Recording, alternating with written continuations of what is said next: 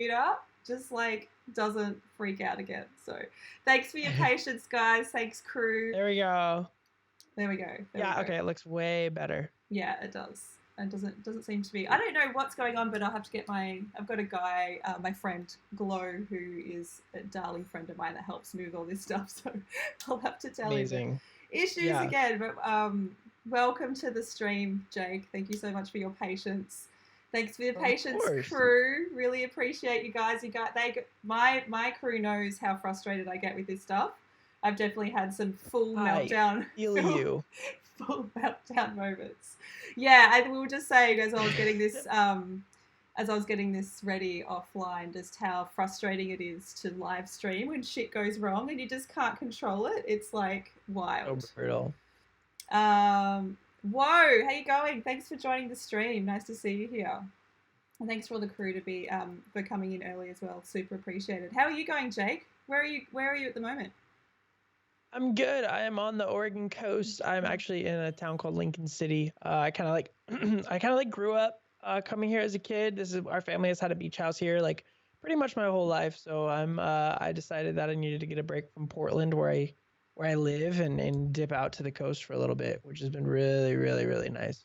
That's awesome. I'm just going to put you in the big screen so we can see your face big instead of mine. What up, Cam? What up? Hello. The baller. Is it the baller? The baller Addo Felice, maybe? Did I read that right? I'm so bad with names. I swear to God. I feel you. So gnarly with it. I just noticed my webcam utility. There we go. There we are. Hi. Hello. Welcome to everybody who's new to the stream. I'm assuming that you all know Jake and he's just tweeted out. Yeah, there's some of your gang. Hey, Maggie London in the chat. Good? So nice to see you there. Carbine, my hair's Taylor. Gnarly right now. Yes, that's so good. I love it. It's so gnarly. Maggie, it's so nice to see you here in the chat. And dear friend of mine, Maggie, good to see you. Cam, hello. Hi, Maggie. Jana, hello. Yeah, everyone that's new to the stream, welcome. Really great to see you. I'm loving those headphones. I know that I messaged you when a company sent you those, didn't they? And I was like, they are such a vibe. I'm like so jealous about those headphones. They're my favorite. Yeah, they're from Astro Gaming. Astro Gaming crushes it. So good. Jake, dye your hair, please. I'm thinking it's a vibe. I'm liking this salt and pepper thing. I think you just need to own it. I did dye it. I dyed it blue for the first time, but they had to bleach it, and then I don't know what's going on now. It's just doing its own thing. It's great. It's such a COVID look. I love it. Yeah, 100%. Well, for those who don't know who, there's a lot of people that are from your community and they know you, but for those who don't know you, you're an amazing photographer and videographer, someone that I definitely have looked up to the past couple of years. You're from Portland, Oregon. You've worked with artists like Lord, Marshmallow, Panic at the Disco, and Kyle. I definitely remember seeing your Lord stuff first and was really, really blown away. You've been nominated for the iHeart Radio Tour Photographer of the Year, which has also been a big goal of mine. So super stoked to have you today. Thanks so much for chatting to us. Just wanted to say to my mods and anyone that has a question for Jake as well. Mods, if you can just look out for questions in case I miss them. I will be watching, but we'll ask questions at the end if you just want to hold them right until the end. If you have any questions, we'll definitely have some question time at the end. So yeah, we're going to get into it. We're going to talk to you a little bit about how you started, because there's so many aspiring music photographers. And I think one thing that I know both of us will definitely be able to relate to is that there's no kind of one path to music photography. Like there's so many different ways. For sure. And what was your path? Man, it's such a trip to like look back and think it through, but you want me to just start from like the get-go? Yeah, start from the jump? Start from the jump for sure. Well, I have had a camera kind of in my hand since I was super young. And it all started with like skateboarding and snowboarding and like any type of board sport. I was like addicted to it, and I wanted to make like cool videos of me and my friends skating and snowboarding. So I would take my mom's like VHS camera, and I would go and I would film us doing these dumb little, like the dumbest things you can ever imagine. It was like Jackass with like my friend group. And we put together these videos essentially, and they're like super shitty, but that transpired into like a love for kind of like documenting stuff. That's my brother. Oh my God. Hi, Sam. Sam, how you going, Sam? Oh my gosh. Thank you for all the Um, followers. I just saw that Sammy raided, by the way. So thank you so much, Sammy, for the raid. I can see all you guys following. I really, really appreciate it. I'm just trying not to interrupt Jake while he's talking. So no, you're good. Hello. shout out to Follow, everybody. follow. And hi everyone from my chat as well. Hi friends. Hi. So I kind of just fell in love with documenting and videography and things like that, and then kind of turned into this obsession with digital art, being able to do like creating things on a computer and then sharing that with like friends and family on Facebook and things like that. So once I got to high school, I got super into graphic design, did independent study courses at high school for graphic design, was obsessed with that, and I wanted to go to school for graphic design. And then I got to college where I was rooming. My degree was going to be new media communications, which is now like digital communication arts, same. And my roommate at the time was also like a videographer. So we started like making these little hype videos for like out of pure boredom and out of like just wanting to do something. We would go to events around campus at Oregon State, and we would kind of like document whatever event was going on campus, or we would go to concerts and things like that. And we would just make these little like dumb little hype videos for like events going on. And that slowly turned into us like wanting to start like our own little maybe like business type thing. So we started a thing called Left Brain Media Productions, which was us just like making a Facebook page and making like merch and making our money back on the merch, and like using our Facebook page to try to like leverage any event going on campus. Yeah. So we did that, and we started doing these videos, and I started seeing kind of like the growth on social media and the capabilities of using like social media to your advantage, and how you can kind of like get work out there for free. And it was kind of like free advertisement every time we did something, as far as like on our end, like putting stuff out there and getting traction behind it. I was like, this is cool. Let's start doing more of this. So then the whole Instagram thing happened, where I was like I was shooting photos every weekend in Oregon, and I was doing all this stuff to try to like kind of gain a social media following and leverage that.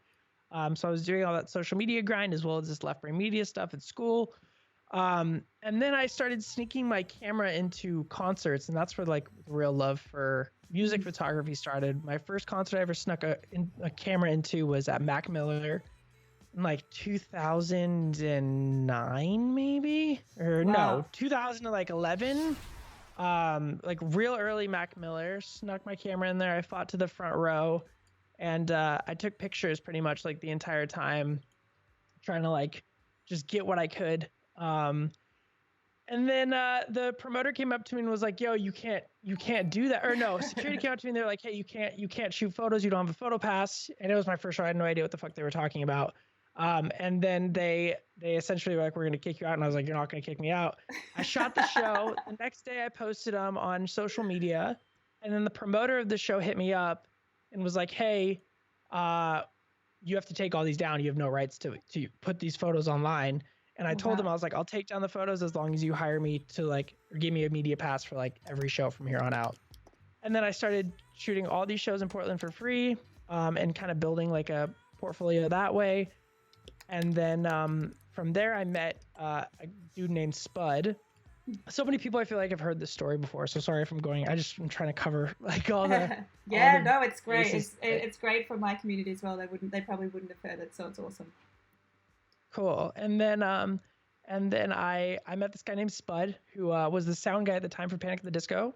And he told me, he was like, listen, man, he lived in Portland, and we actually met like at a landscape. We were shooting landscapes in Portland one day, and I like ran into him, and I just like said, what's up, like at a waterfall. And then I told him I'd be super interested if they ever needed anyone. And to my surprise, he hit me up 5 days before I was supposed to walk in my college graduation, and I flew out with Panic, and then the rest is kind of history. Just fucking run and gun, teleported for 4 or 5 years, and now I'm here.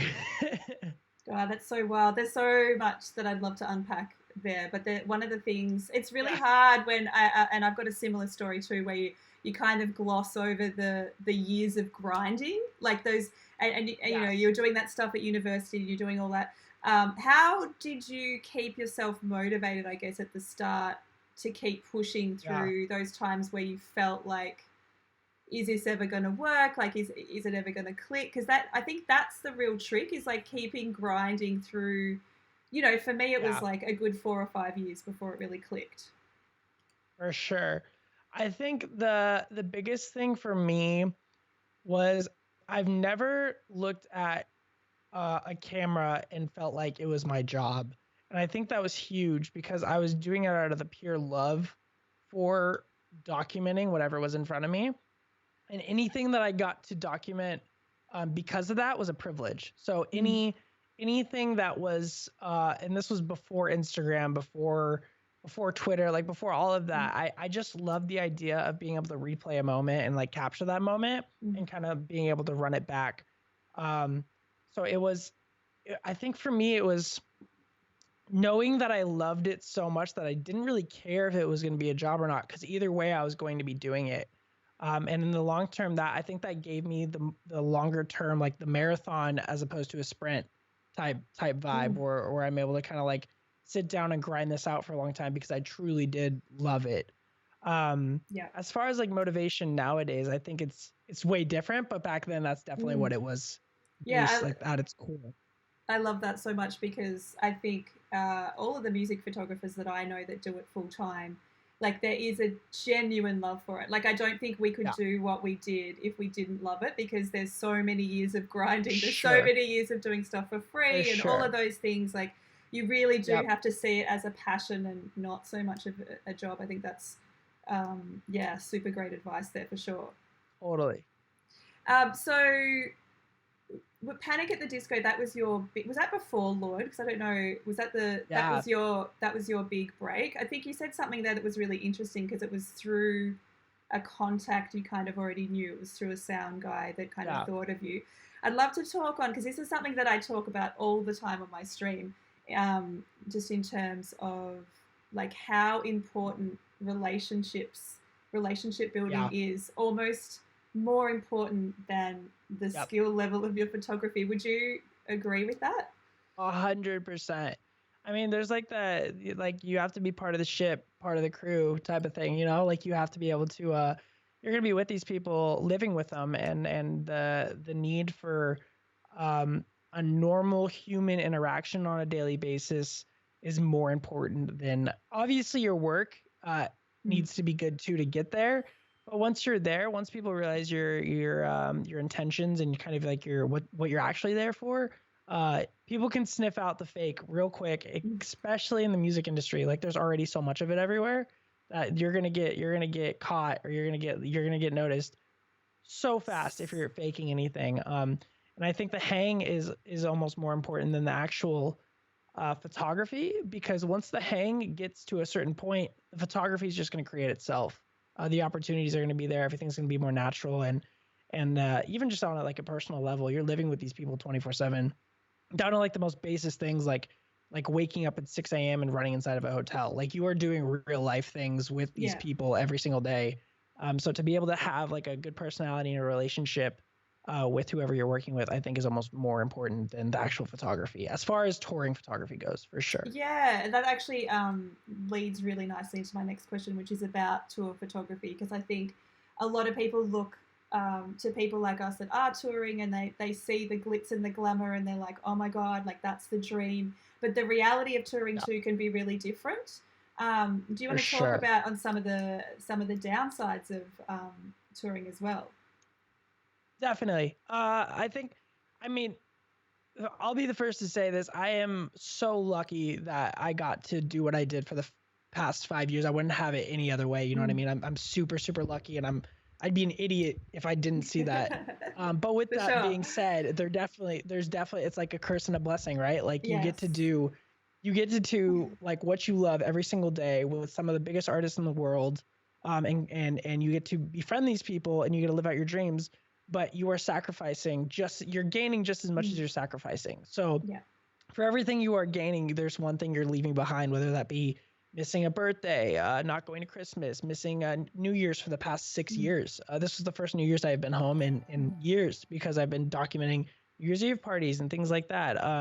not being there for your family's births or like legitimate deaths, missing deaths. Not be. I mean, there's like real life things that you miss out on, and I think people don't realize that. That they see this life of touring, and they see it as a like a party, and like they're living the most glamorous lives. But I Mm, also think there's a disconnect that these people aren't actually reality, mm. which is something I've have to check myself with all the time. You know what I mean? Bring yourself back down to earth. Like you're just at the end of the day, you're a photographer. Like you like don't get me wrong. Yeah. Like I know my worth, but at the end of the day, I know who I am too. Yes. So it's definitely it's a mind game because you're living these crazy high highs with these crazy lows. And you are and then on top of all that, you're a freelancer. So you're your own boss, you're your own network, you're your own everything. On top of having to be the photographer, you're not only the photographer, you're the business owner, you're setting up all the dates, you're setting up all the times, you're making everything happen. And if you don't do it, nobody else is. So it's definitely an interesting thing. I love that. There's some great points there. One of And the the eye things I makeup is crushing it. guys, thank you. Yeah, it's something I've spoken about a lot with my community about, especially when you just said like your place as a photographer as well. Like I've often said, and I think especially for women, because it's like there's an extra element of women touring and what that means when it's like mostly guys and like not being precious and having to Yeah, fit into, because it's like you can't be particular really, like you can't be precious no, really at all, like you have to just for go with the sure. flow. You're Yep. sleeping on tour buses, there's nowhere to change, there's nowhere to put your stuff, like all No, of these things, which like I love it, like I've loved all of my years touring as well, but there is a reality that comes with this stuff that is just like for you sure. like you definitely have to be the person that's cool to hang, go with the Yep. flow. You're the least important person probably on the A entire tour bus. 100%. Yep, 100%. Like it doesn't matter It's what a weird we one, yeah. right? Because you're usually on like the artist bus or the cool bus, but you're at the Yeah. same time you're the least important person on that bus. And Yes. then you have to balance that with like being with friends. Where do you fit in? Like, are you friends with the crew? Are you friends with the band? Where you know what I mean? It's such a weird Yeah. dynamic. It's just, the social economics of touring is the weirdest fucking thing ever. Yeah, that's so funny. Maggie said that's some truth. Like owning a business, having a business, and marketing skills are equally important, which is so true. Exactly. And Facts. Gypsy J said, I think that's one of the nicest thing about all the music photographers I've met or talked to. Y'all very grounded. I would definitely say that. I think it's a. I think you have to be. I think you have to be like. I think it really does like Yeah. go along with what we do. I think there's no room for ego in what I do because you would be shut Yeah. down so quickly. For Like, sure.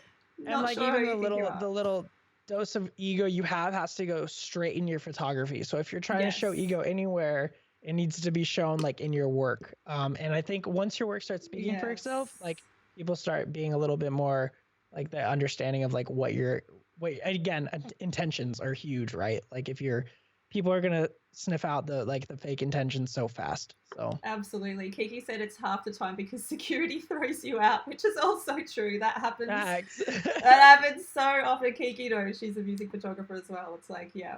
I remember Yeah. the first tour I ever was on, I got thrown out of the pit, and I was like, "What? Oh my gosh. I What are you can't talking imagine. about?" It's wild. I've It's wild. gotten beat up before one time, but that was not for just getting thrown out. That was for yeah.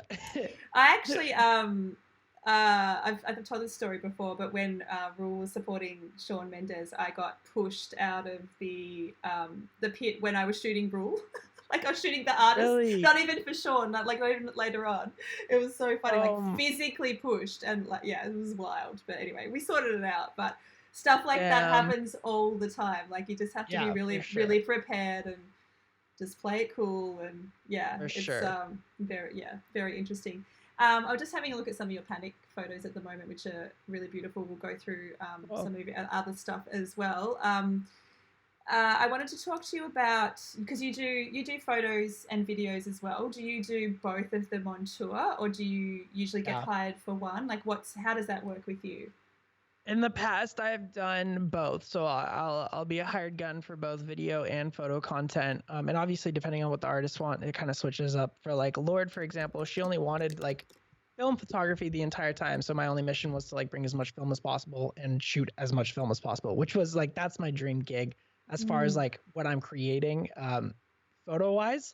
And then with Panic, it's the opposite end of the spectrum where it's we need all the digital photos and all the digital video, which is like another dream in its own way. You know what I mean? So you get Mm. like the balance of shooting all this film 24/7 and this balance of like, all right, we need literally all the content we could ever imagine. Wow. So yeah, I did both video and photo on Panic, which I had literally a DSLR video and photo camera strapped around me at all times.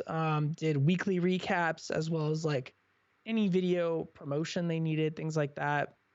And then I also did all the photo content as well for those tours. So yeah, All right, I started off. Go for it. I was going to say let's just talk about that because I'm in a position where for the touring stuff that I do, I just do photos, and we have a videographer, Joel.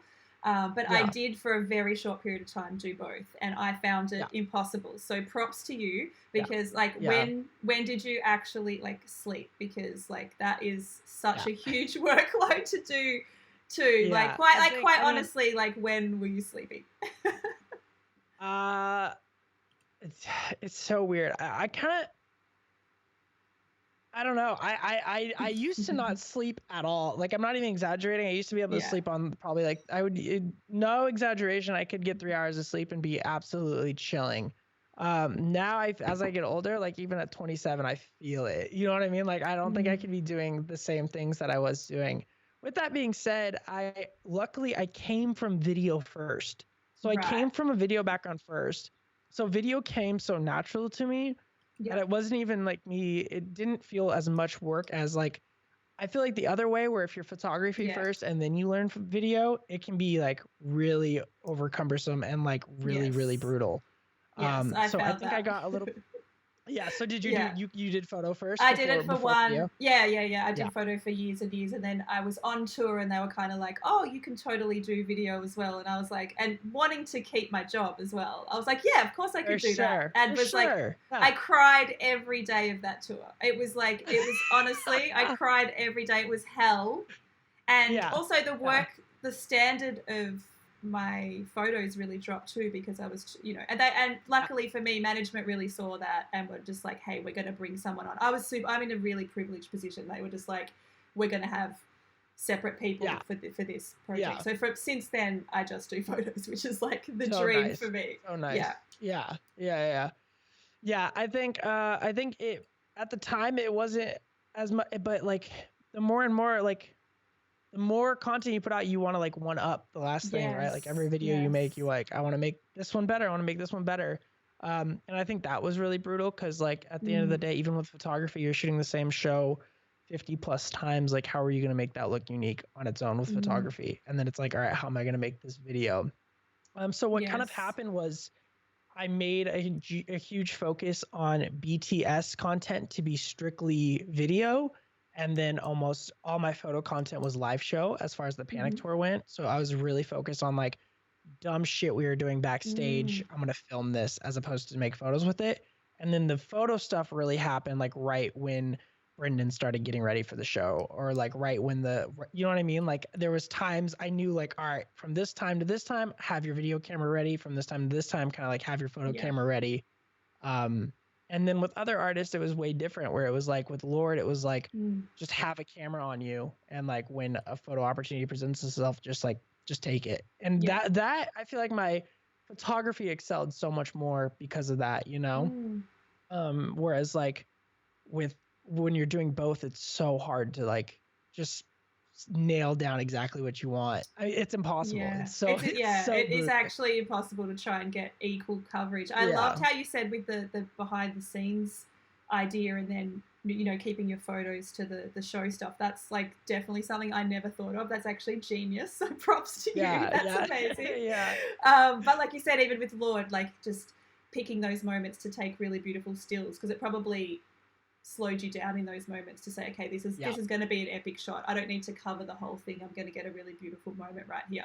Exactly. Whereas what I was trying to do was try to equally cover.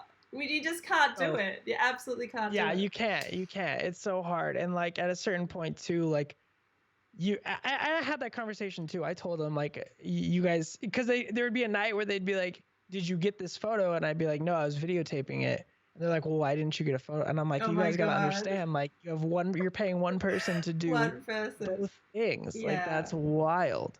Yeah. I met Jake at a Lord show and he was strapped with cameras. Nicolita bags. Nicolita, that's so funny. Cameras.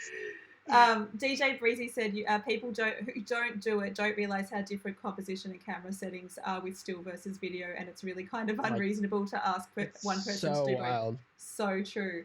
Also, too, like I think your point about if you started video first, and also if you have a passion for it, because I don't have a passion for video, never have. I don't enjoy it. I don't enjoy editing. So it really was, I was really trying to force myself to do something that I just didn't like. So I definitely feel like, like you had started out and there's a passion there.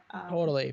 Yeah, that's a big advantage. And you're going to see in the outcome of the work too, right? Like if you're, it's just the same, like if you brought a photographer and you told him you only wanted him to do video. I mean, it's with anything. You put a skateboarder on a snowboard, like it's a whole different ballpark. So I wish I had a passion for it, because I do see people that do both, and I'm quite jealous, to be honest. I just don't have a love for it. I'm just like, I can't do it. I mean, it's not my skill set at all. To be fair though, it's like it's not something I see myself doing long term in any capacity. I think my dream would be, I mean, even like I don't get me wrong, I will tour forever. If the opportunity presents itself, I'm gonna go on tour. It's the greatest gig I could have ever. It's what I've wanted. If you ask my parents what I wanted to do, it was literally be like a touring photographer, which I'm so lucky to be able to be in that position. But the capacity of it's kind of like, all right, take a step back. Maybe you go out for like 1 month, create a bunch of content that like an artist can use over the course of their album release, and then go home, as opposed to being there 24/7 every single day, on call every day. So brutal. So, and if I am there on call every single day, I don't want to have to be out on every single day, videotaping every single moment, 24. Like there needs to be some sort of separation, because what I was doing for the first 4 years of touring it's unreasonable as far as like where my brain is now. That's so funny. Nicolita said, I tried doing video once. It took me 35 hours to edit a 30-second video. That would be me too, Nicolita, for sure. That's so funny. Sammy said, I love video. It could be really overwhelming with the amount of footage and making sure you have enough and then cutting it down when you have so much. I think that selection process is a whole skill. I mean, that my husband works in this industry, so I know exactly, like, that's a skill. That's like storytelling. Totally. That's a whole thing. I have, props to people that can do that. So, and Strawberry Mermaid said, I feel like figuring out what artist wants is so important, but at the same time, trusting the photographer, videographer is just as important, because that's why they were hired. That's such a great point. I really agree with that as well, for sure. Yeah. Great comments. Yeah, I think like it's weird because you can see, I mean, with every tour, you can see at least from my perspective, I can go back and see the relationship growing. And the trust growing as well, and then the quality of work also growing at the same exact time. So it's like this weird relationship dynamic where like the closer you're able to get to the artist and understand like what they're comfortable with, and you're able to excel at what you do, like you start just like skyrocketing as far as quality of work goes. I really wanted to touch on that point. I think that's really important. It's something I've spoken about a lot, is that trust. And is that, do you have any tips on building that trust, or do you just find it just happens organically with spending kind of that time on tour and stuff like that? I think like I said before, I think people can sense out who's intentions. I think it's huge. Like I think if you're like, for me, when I first got out on tour, like my intention was like, I want to make dope shit that I can show people what I'm doing. Like I can show people where I'm at, what I'm doing, and what I'm capable of making. And I think they knew that and they saw that. And because of that, like the relationship grew naturally.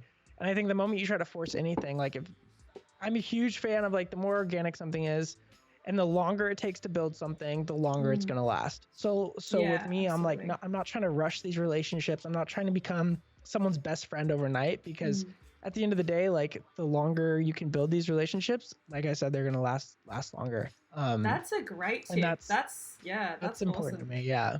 I love that. Um, V, is it V Rom? V Vro Chams. I just couldn't. That's your crew, isn't it? It's the Vro crew. I just read that name so wrong. Anyway, question for you both: what's the hardest part of touring? The hardest part of touring is going to be, sheesh. I'm gonna have to say probably missing events at home, like missing big, like, monumental events at home. I think has been a big thing. That's kind of made me like doubt if I wanted to continue doing it, you know? Yeah. Things like birthdays or passings or things like that. Like, that's the hardest part, in my opinion. I'm really good at being on the road personally. If I had no family, you know what I mean? I could be on the road 24/7. I'm the same. I could be gone forever. But Yeah. the moment my family comes into it, that's where it starts getting a little bit difficult. I would be the same. It wasn't for my husband and my puppies, I could 1,000% be on tour the whole year. I think I just come back for a little bit and then off I go again, and then yeah, exactly. It would be fine. Kind of this fairy tale La La Land. Yeah. Yes. Seeker, I'll get to your question in a sec. I just wanted to ask if you have had, and I know you would have because we've all had these moments, but those pinch yourself moments where you're just like, I cannot believe that I'm here right now. Is there a one or two that you can remember? There's so many. I literally have chills when you ask that, because so many memories come to mind. A huge one was my first time I got to shoot photos at Madison Square Garden. That for me was like, what the fuck? I remember being there, like, in Madison Square Garden, and like looking around and just like seeing the madness, and like New York City, you know what I mean? Like, you're going through the backstage to get up like these back elevator hallways in Madison Square Garden. That was fucking monumental for me. Another one I think was taking a photo of Stevie Nicks and Lorde together. That was like, what the fuck am I? You know what I mean? I was like, where am I? Cool. Why am I here? Like, is this? I've told some people this thought before, and this might sound insane, but I feel like I'm like some sort of like, I don't know, like maybe like a Make-A-Wish kid, and in my head I'm this photographer, and in reality I'm just being like brought along as like a pat on the back type of thing, you know what I mean? Like, and in my head I'm just like this photographer taking these photos that I've always dreamed about, but in reality I'm just like this kid following everyone along. And it's like such a bizarre feeling, because there's been so many times I need to like pinch myself, and my girlfriend does a huge job at that, where she'll be like, you need to like see what you're doing, like take a step, like you move so fast, and I feel like so many of us photographers do, that like you just need to like take a step back and like see where you are, and one of my best and worst qualities about myself is I'm never satisfied. So like, in a good way, I'm gonna constantly grind to get to where I want to be, but at the same time, once I get there, it's never good enough. So it's kind of like this horrible vicious cycle. I feel like so many creatives have that issue. And yeah, that's that. Yeah, that's such a good point. Do you feel like COVID allowed you to stop and reflect a little bit? Because I definitely think, because I suffer exactly that same thing, like, you know, an overachiever, constantly, you know, achieving all of these massive things, and you don't stop and think, wow, like, oh my God, I've achieved all of this stuff. And then COVID hits, and you just have all of this time to reflect. Were you able to do that in the last year? Yeah, it was interesting. I think the first 6 months of COVID, more than that, probably the first 9 months, like up till the past probably like couple of months, literally probably the past 3 months, up to that point, I was just kind of like playing sad guy. Like, I was like, this sucks. Like, everything's fucked. Like I can't, you know what I mean? I was in this kind of like rut of like, well, I guess I'm just gonna like be miserable until live music's back. Yeah.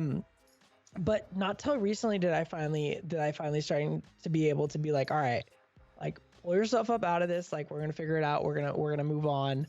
And I think without COVID, I wouldn't have like ever thought about other opportunities or other ways that I could be supporting myself, not only financially but like mentally at the same time. You know what I mean? I've been able to. I got a fucking dog. Yes. I've been at home with my girlfriend. I moved into a home that I bought, which is like, when I bought it the first like 3 months I lived there, I wasn't there for more than like a week. And now I have like a fully moved into home, and like things like that. I'm so fucking thankful for. That would have never happened if COVID wasn't ever here. Yeah. I've been streaming a bunch more. I've been reaching out to more people. It's kind of like within the past couple of months, I've kind of had that like slap to the face where it's like, all right, just figure it out again. Like if in your head live music is never going to come back, then what are you going to do? And that's kind of like where I'm at. It's kind of just going back to my roots, going back to like, that's why I came to the beach, like going outside and taking pictures of the coast and like just doing photography for doing photography, as opposed to like always looking for a gig or the next best thing. And I think that's been super important for me. Sorry, I'm getting like super in depth. No, I love it. It's so good to hear how different people cope with this situation as well. Because I kind of had the opposite experience. I kind of, I had a lot of anxiety. I basically was supposed to be touring from July last year till April this year. Yeah, it was all booked out. So that just all went in on March the 22nd. That was aligned through the calendar. That's all gone. So I did the opposite of feeling, I guess, sad, because I was so anxious that I had to like put it into something, which is when I started streaming. And you know, my community knows this story very well, but if it wasn't for live streaming and my community, I don't know what I would have done. I think it would have been to be honest, I've actually been blocking those thoughts out of like, when is live. I just can't think about it. It just makes me, I just can't. I'm in denial. I'm in denial. No, because I think a huge thing, and correct me if I'm wrong, but like for me, I'm not sure if this is the same for you. Without the break from COVID, we would still be grinding. Absolutely. I had hella mega lined up. I was going to be on that tour from front to back. Like I'd still be on the road right now. You know what I mean? And with you having that tours that long, we never see outside of the bubble. And I think that's kind of the trap that music photographers get put in, is like, you never are going to see outside of this bubble. Like you are in this bubble, and it is an amazing bubble.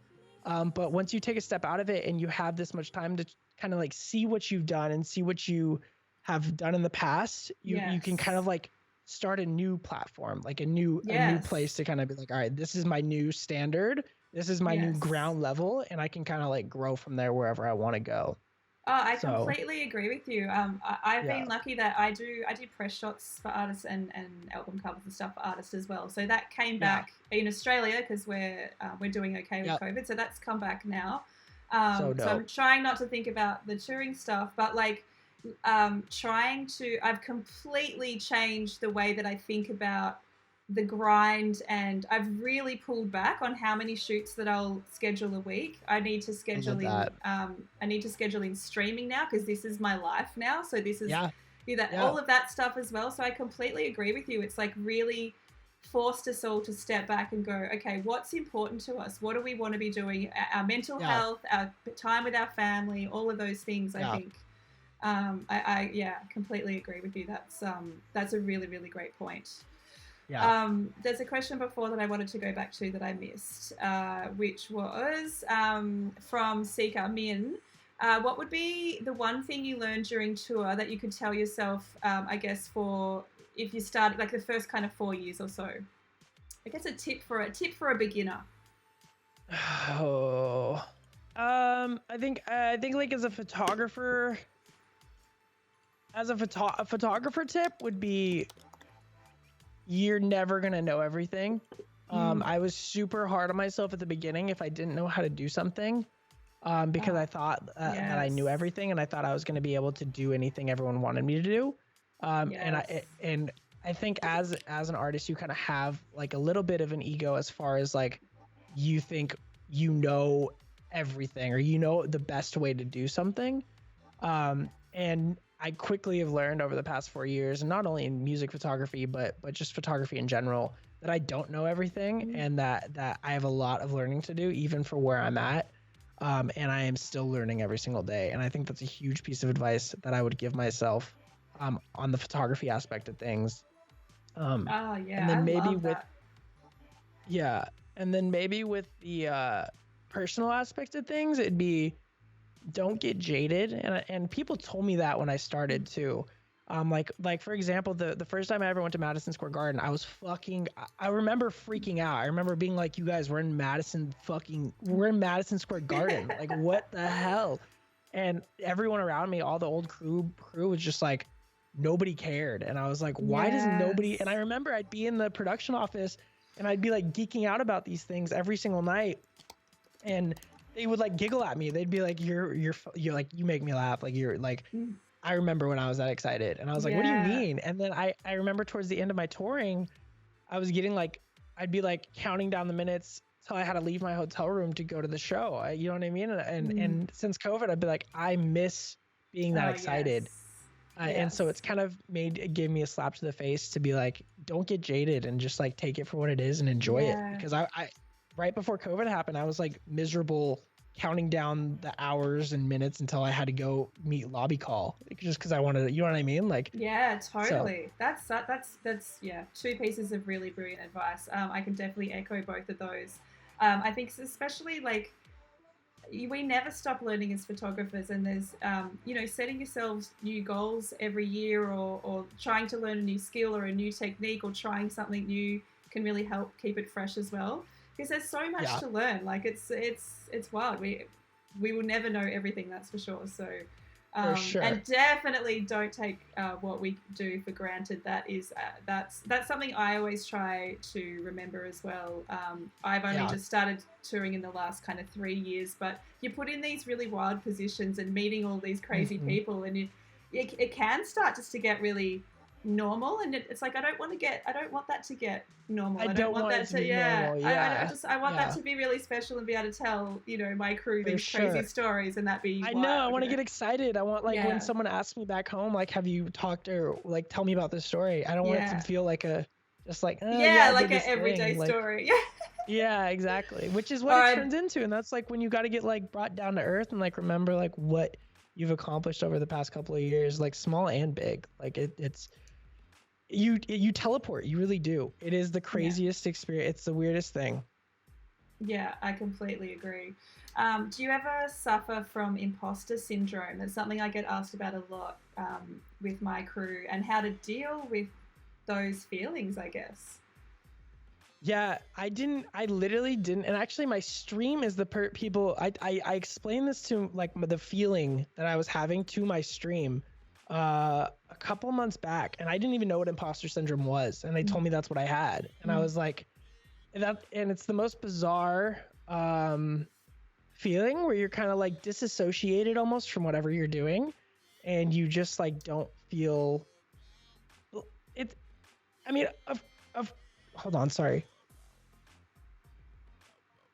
Oh my gosh, that scared me. The tsunami warning just went off. Oh my god. The test. Holy, there's one right outside of my house.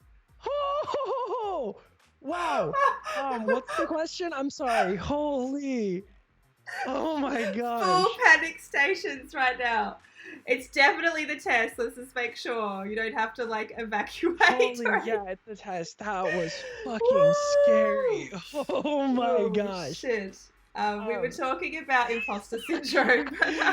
Gotta go. Bye. Yeah, no, I definitely, as far as imposter syndrome goes, I definitely have experienced it, and I'm still trying to figure out how to really navigate it, because I definitely suffer with it every day. One thing that's been huge for me with COVID is before COVID, I was not taking care of myself as far as mentally, or I mean, physically, I worked out all the time. I was like, I was really good about working out, but mentally, I was not good, and I kind of ignored it for a super long time. And I think with COVID, I've had the time to go to doctor, talk to therapist, try medication, do things that, and then just like try to learn how to relax. And I think that in itself has helped me deal with imposter syndrome a little bit, because it's helped me take like a step back and reassociate myself with what I've done, and just know like you can still be proud of things that you do without feeling guilty for them. You know what I mean? Like there's a balance there. Because for the longest time, I to this day, I still feel guilty for specific situations, for sure. So, and where I shouldn't. Yeah, I totally feel you. What up to some of my crew just joined the chat. Simone, Jack, Watto, Liv. I think I'm hello guys. Thanks for joining us. Really good to see you all here. Yeah, totally. It's interesting. It's I don't really suffer it that much, but I've heard of it. It's so common within the creative industry. I really like to talk to people about it. It's like, 80% of creatives will say at some point that they've suffered from that. So I think it's really great to touch on. Roy Chams just said, how do you both gain motivation when you're not feeling like your work is not the best or you can't do any better?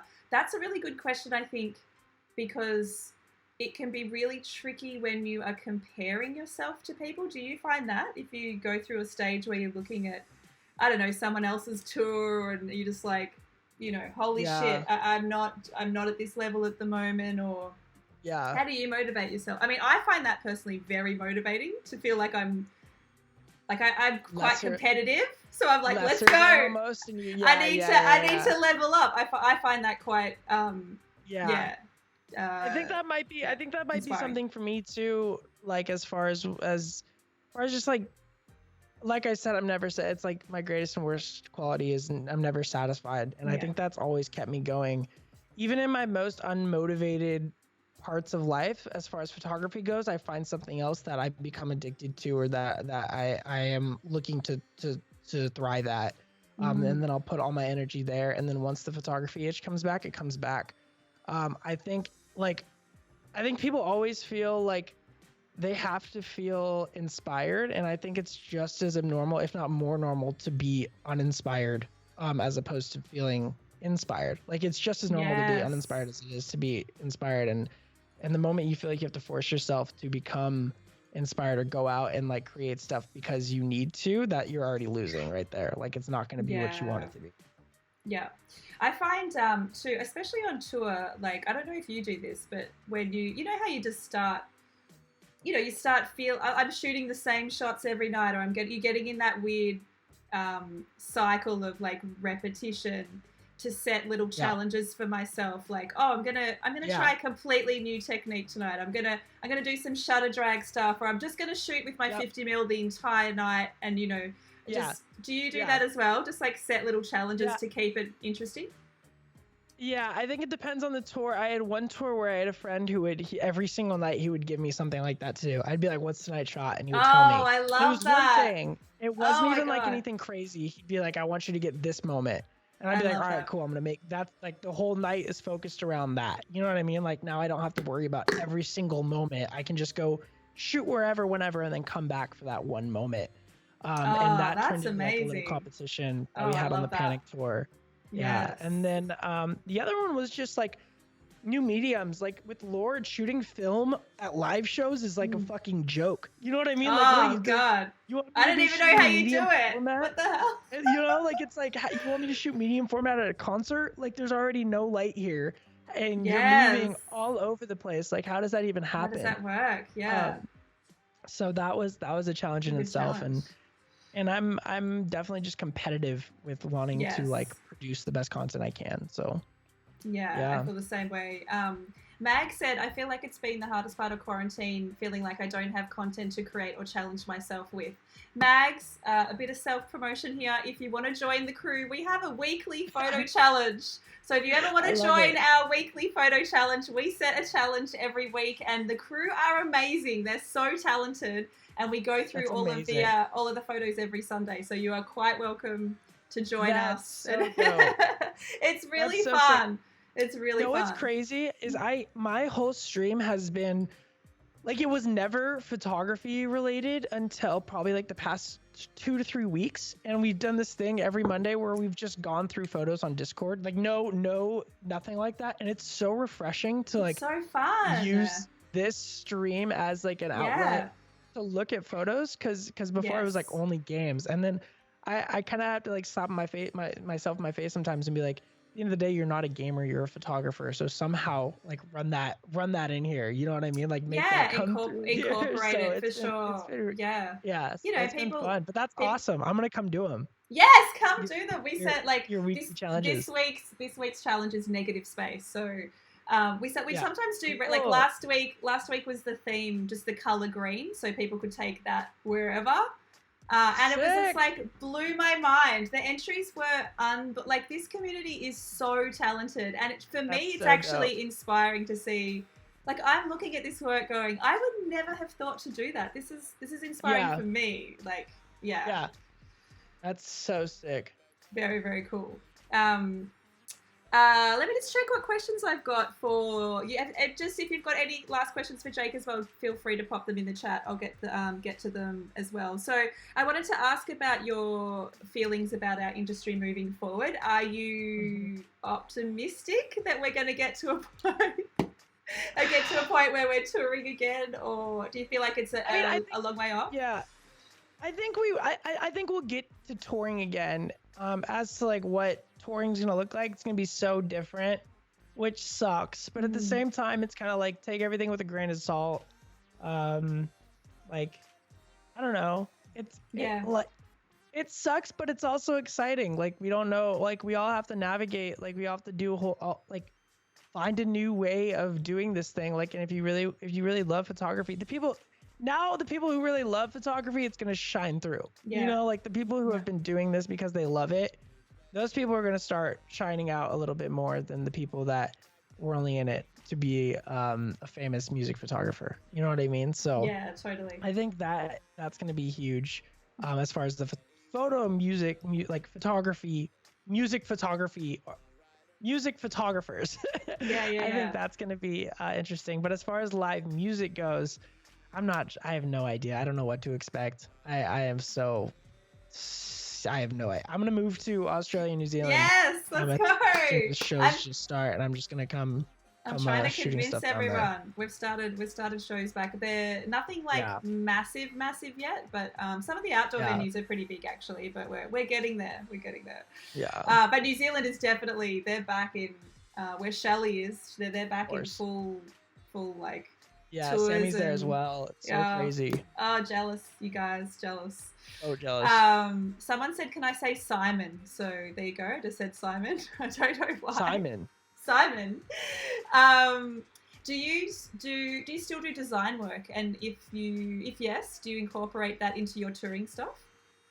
No, not necessarily. Most my design work is going to be incorporated into like video or like titles or things like that. But no, I leave it up to the professionals now. Design is a whole different monster. Like, there's so many people. I see Josiah in chat. I just saw him too. What up, Josiah? Nice to see you. Hey. I've been trying to get him on here. I haven't convinced him yet. So Jake, tell him he's got to do an interview as well. You know, he told me the only way that he'll come on here is if you pay for his blue hair dye to come back. That's what he told me. Sure, absolutely. No, I'm just kidding. He didn't tell me that. Where do I send the cash? Oh my gosh, oh, that's so funny. So funny. No, I'll convince him. Good. Let's bully him into it. He just needs a couple of White Claws. Yeah, exactly. Question is, how do you guys maintain good mental health while being on tour? That's a great question as well. You don't. Yeah. It's hard. It's I think you need to know what you're getting yourself into a little bit, because if you don't know what you're getting yourself into, it turns into a massive shit show. Yeah. That was me the first couple years of touring. I had no idea what I was doing. No idea what to expect, and then I just got spiraled into this crazy world. But it's a learning. You're always learning, right? I'm trying to learn every day. So Absolutely.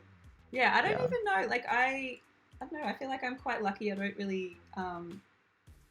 I find touring quite good for my mental health. I love like the people that I tour with are like family, so it's my for favorite sure. place to be on the world. Like it's Yeah, just really good for my mental health. So, but no, I also love I that. haven't done the full like, which would have been last year, but the full. You're on the road for like 8 months or something. Like that would have Yeah, been there. So that would have probably been tricky. I've only ever done like a 3 or 4 month stint, not the full yeah. gone No, away I'm forever kind of definitely being vibes. a little bit dramatic when I say like the Panic Fam is literally family to me. Like Yeah. they are family. So Tori, I mean Lord as well. Like they legitimately family. So I can call any of those people. I don't talk to them for 5 months, but if I call them and be like, I saw him yesterday. You know what I mean? So Yeah. having Yeah. that core group around you is extremely important. And that Yeah. all comes back to the people that they bring on tour. It's just like nobody is going to be on tour if they're a dickhead. Like you're just not. Yes. Like especially Absolutely not. core and then core crew. Like it's just not going to happen. So it's usually a really good family vibe there. Amazing. Amazing. Um, yeah, I just wanted to talk to you a little bit about your Twitch. You mentioned before that you were gaming and you've moved that into photography. Is that something that you're trying to incorporate more, and are you going to continue that? Because I'd love to send my community to go and see what you're doing photography wise as well. They know that I'm very anti gaming, so I won't be like pushing anyone to any gaming streams because I'm like I fucking hate gaming, blah blah. I Um, love it. That's so funny. Yeah, I mean, I definitely still game, but we are doing much more photography things. To be fair, I didn't even know I had a Discord till very recently. Yes, I think I came into your stream when you were talking about that. You're like, I've got a Discord.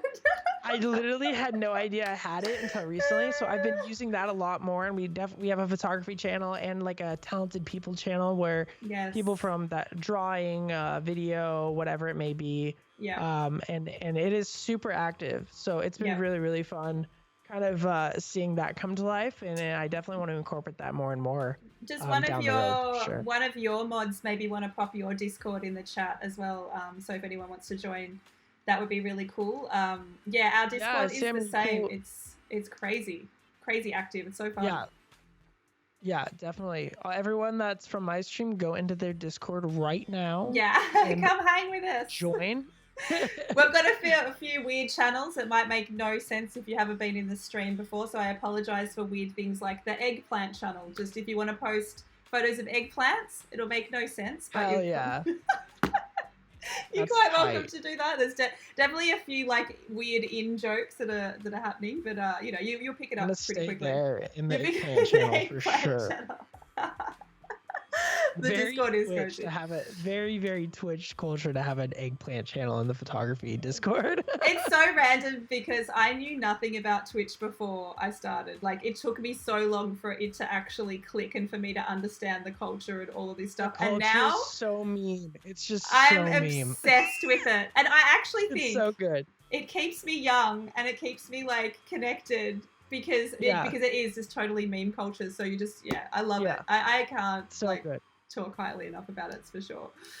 No, it's Okay. funny. I didn't, to be fair, like I didn't even really get it until I started using Discord more, and I just go on there and have a laugh. Like once every day, I'll just go through everything on there. It's pretty good. Yeah, Discord is it's such a great way of your community to all hang out and be friends as well. I can't talk highly enough about it. It's so good. Yeah. I was just looking at your photos of Kyle. One of my really close friends actually does a lot of production for Kyle. So did you do some touring with him as well? Yeah, it was super brief stint. It was like a 2-week run when he was opening for the Chainsmokers.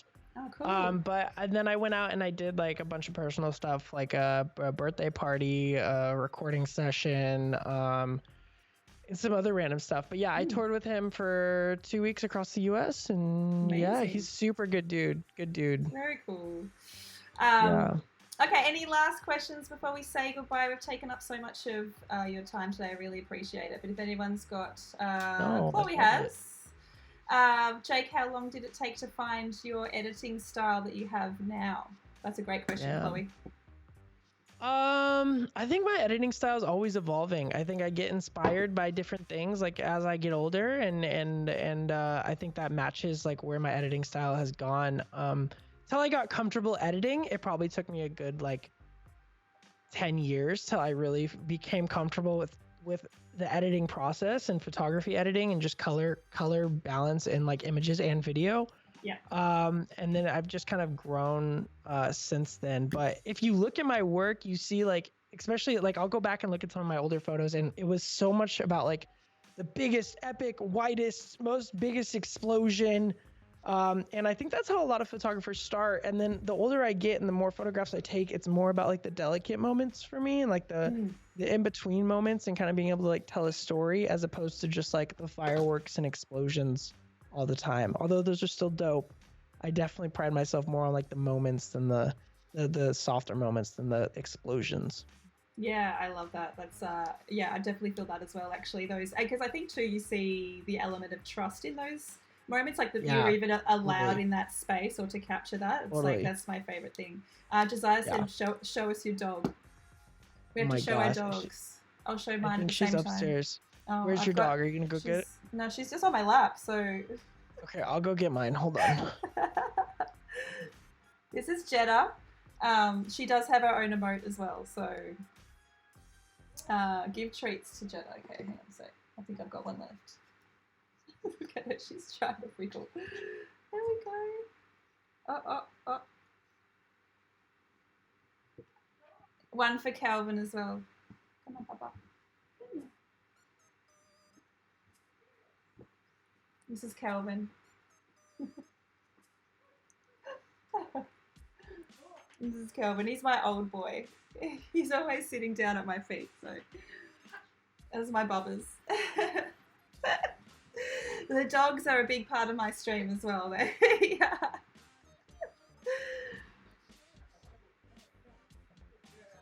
Where did you go, Jetta? Are you back? Here we go. Oh, you're still eating. Okay, I'll leave you alone. He's so sweet. Yeah, dogs are an important part of Twitch, I agree. Oh my god, he's got so big. She just got a haircut. She. Look how big she is now, my god.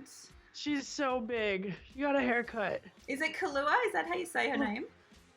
Oh my god. Kilowatt. Kilowatt. Oh my god, she's adorable. Oh my god. Puppy stream. Puppy stream. Yeah, puppy stream. Hi. How are you? Oh my god. Look at her. Is yours a she? Yeah, this is Jetta. She's a she as well. Jetta. Jetta, wow, yeah. I love that name. Yeah, is she's Arabic? No, it's just probably my Australian pronunciation of Jetta. I love it. It is. I was like Jetta. So Bogan Aussie. Jetta, yes. Hi. Oh, she's so cute. She looks like a person inside a dog outfit, the way she's sitting. Are you a human, Kilowatt? Are you a human? Oh my god, she's very cute. Chloe's saying, I love your color grading. It always works so well with those quiet moments, and your images are definitely ones I reference. Yeah, that's really cool. Thank you so much. I appreciate that. That's really cool. Well, I've taken up so much of your time. I really appreciate you being here. Thank you so much. It's really great to finally chat to you in person. And seriously, yeah, I know this is our first time really hanging out. Yeah, no, it's proper hangout in session. Front of people too. I know. We had an audience, and it was totally fine. It wasn't even awkward, so we're good. I love it. I really wanted to thank you for your time. I massively appreciate it, and thank you to all your amazing community who came and showed up. Hey. Like this. You guys are amazing. And you're welcome here anytime. You're welcome in the Discord. Yes, follow.